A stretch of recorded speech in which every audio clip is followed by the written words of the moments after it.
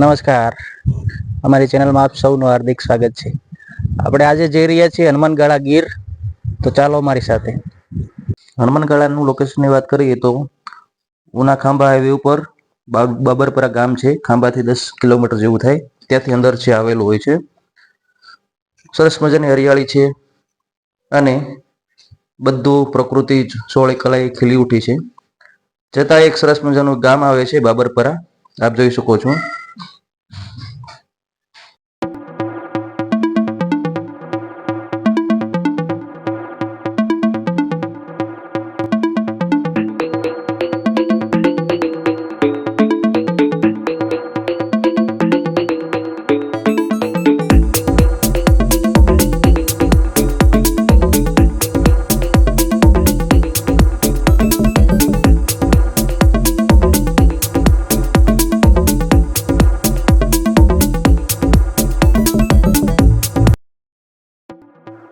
અહીંયા એક ગામની ડેરી આપણને જોવા મળે છે. ત્યારબાદ ફોરેસ્ટ જંગલ છે ગીરનું ચાલુ થઈ જાય છે. ત્યાં પરમિશન લઈ આપણે આગળ ચાલીએ. આપ જોઈ શકો છો સરસ મજાના ઝરણા છે, વહી રહ્યા છે.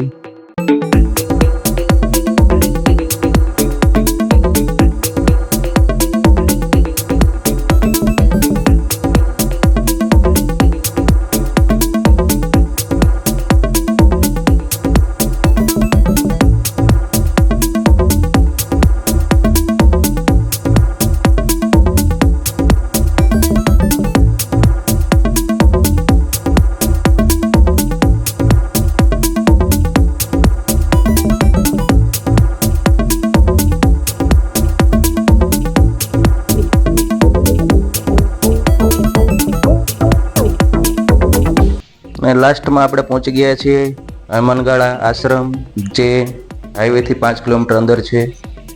ઝરણા નાળા રસ્તો પાર કરી આપણે પહોંચી ગયા છીએ.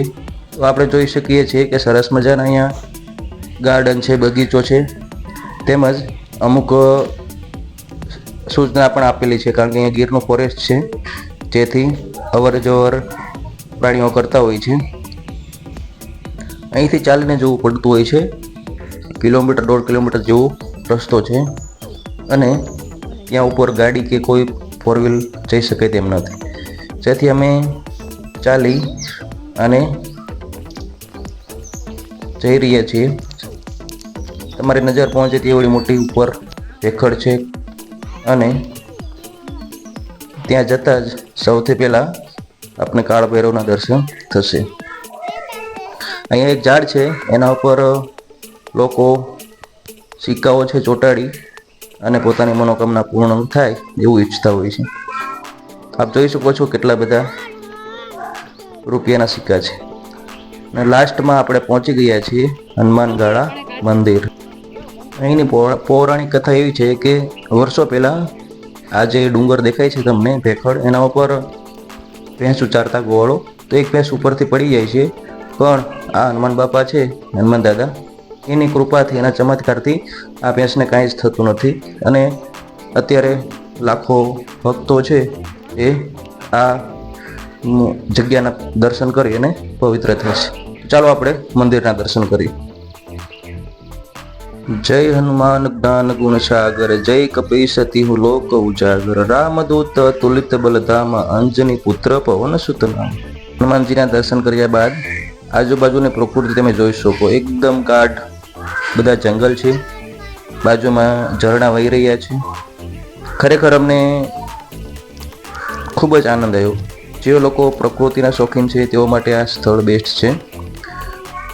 તો આશા રાખીએ કે આ વિડીયો આપ સૌને ગમ્યો હશે. મળશું નવા વિડીયો સાથે.